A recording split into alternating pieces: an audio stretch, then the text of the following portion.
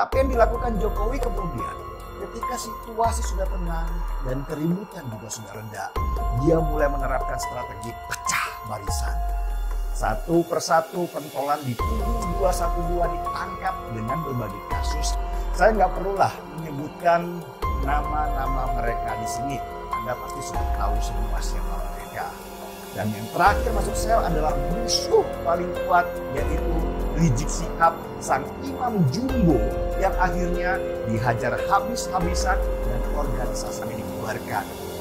Rizik sendiri akhirnya divonis bersalah dan harus menjalani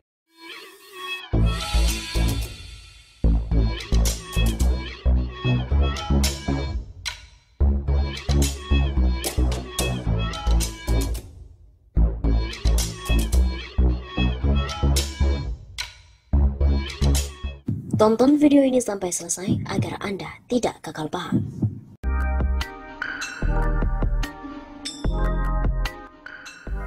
Presiden Gadungan.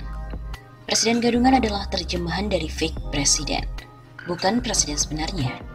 Ini bisa berarti presiden tidak kompeten, baik sebagai seorang kepala negara atau kepala pemerintahan. Ia bisa sebagai boneka yang dimainkan oleh orang, kelompok, atau kekuatan lain. Fake presiden dapat juga identik dengan presiden abal-abal. Presiden Gadungan juga disebabkan delegitimasi jabatan berupa hilangnya kepercayaan rakyat. Keberadaan presiden dinilai hanya merepotkan. Rakyat menderita oleh perilaku politik presiden yang dianggap tak berkualitas dan tak memiliki sensitivitas. Hal seperti ini adalah efek dari orientasi yang hanya pada diri dan kroninya. Lalu, rakyat pun menjadi bulan-bulanan dari slogan yang hanya bernilai pencitraan. Presiden Gadungan atau fake presiden adalah pemimpin yang ilegal. Keabsahan statusnya goyah. Sebagai contoh adalah kejutan kasus yang terbuka setelah disembunyikan 9 bulan. Putusan MA yang menyatakan pasal 3 ayat 7 PKPU nomor 5 tahun 2019 tidak memiliki kekuatan hukum mengikat. Rontoklah dasar hukum penetapan pasangan Jokowi Ma'ruf. Beberapa ahli atau loyalis presiden mengatakan putusan MA nomor 44 P/HUM/2019 tanggal 29 Oktober 2019 tersebut tidak berlaku surut atau retroaktif. Karenanya tak berpengaruh pada putusan MK yang menolak gugatan Prabowo Sandi. Terhadap hal ini, tentu terus diperdalam dan masih bisa debat lanjutan. Indikatornya antara lain. Pertama, permohonan uji material Rahmawati CS terregister di Mahkamah Agung pada tanggal 14 Mei 2019. Artinya sebelum putusan MK 27 Juni 2019. Maknanya adalah permohonan uji material tersebut sangat berkaitan dengan Pilpres 2019. Bukan berdiri sendiri. Dalam permohonan pemohon pun juga disinggung konteks Pilpres 2019. Kedua, Majelis Hakim yang memeriksa dan mengadili permohonan uji material pasal 3 ayat 7 PKPU tersebut patut mengetahui dan menyadari bahwa uji material ini berkaitan dengan proses Pilpres 2019. Sehingga jika asas retroaktif tak bisa diberlakukan, putusan akan tegas mengatakan keberlakuan putusan untuk Pilpres yang akan datang, atau penafsiran argumentum a contrario. Ketiga, tafsir bahwa MK telah memenangkan pasangan Jokowi Ma'ruf, sehingga putusan MA tidak berpengaruh pada hasil Pilpres, bisa keliru total. Masalah yang di putusan MA adalah tidak memiliki kekuatan hukum mengikatnya pasal 3 ayat 7 PKPU, sedangkan pasal tersebut justru menjadi dasar hukum dari penetapan pasangan Jokowi Ma'ruf.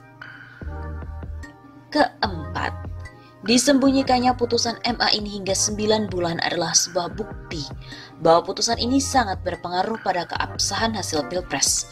Jika tidak, maka MA serta-merta akan mengupload atau mengumumkan kepada masyarakat demi kepastian hukum. Siapa pihak yang terlibat dalam penyembunyian atau penggelapan ini harus dituntut. Jadi di sini patut diduga kuat adanya skandal politik dan hukum yang sangat memalukan. Ada gaslighting dan ada corruption. sinyal dari terkuaknya skandal besar. Yang jelas, putusan MA nomor 44P/Hum-2019 tersebut akan menjadi sebuah bukti bahwa kemenangan pasangan Jokowi Ma'ruf itu sebenarnya sangat bermasalah, cacat politik dan cacat hukum. Bila DPR menangkap aspirasi rakyat yang mempermasalahkan kualitas dan legitimasi presiden, maka putusan MA tersebut dapat dijadikan dasar sebagai proses pemakzulan presiden. Putusan MA nomor 44P/Hum-2019 itu dalam kaitan keabsahan pasangan Jokowi Ma'ruf bukanlah pelintiran, tapi suara hukum dari keadilan dan kebenaran. Sebagai hiburan, khususnya bagi para penjilat politik dan hukum, dihimbau untuk membaca bukunya Mark Green dan juga Ralph Nader yang berjudul Fake President: Decoding Trump's Gaslighting, Corruption, and General Bullshit. Fake President tidak boleh dibiarkan, siapapun dan kapanpun, karenanya harus diakhiri.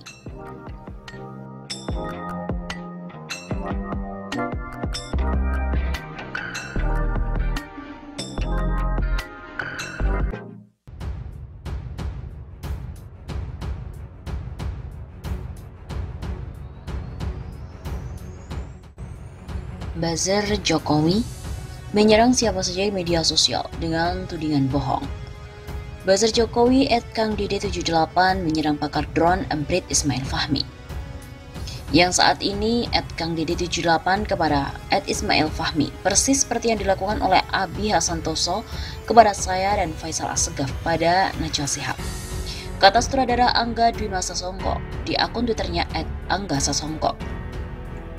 Kata Angga, Buzzer Jokowi Abi Hasantoso menyebarkan fitnah terhadap dirinya terkait undangan film dan proyek Bekraf. Dan Faisal bodoh fitnah Najwa jadi anteknya Orba. Polanya sama, bohong dan fitnah, ungkapnya. Angga mengatakan dirinya, Najwa Shihab dan Ismail Fahmi berasal dari background yang jauh berbeda, tapi diserang dengan strategi dan pola yang sama oleh 3 akun yang diromorkan sebagai, ya isi sendirilah, satu komando. Tanya Angga. Angga pun mengatakan Buzzer Jokowi mengagitasi siapapun yang berbeda pendapat dengan kebohongan yang diulang-ulang untuk berusaha jadi kebenaran, dan itu adalah ciri-ciri dari fasis. Melawan gerombolan yang tukang memanipulasi publik ini bukan perkara partisan. Pilihan politik bisa berbeda, tapi ruang publik dan demokrasi kita sedang dirusak. Ayo kita lawan mereka bareng-bareng, ungkapnya.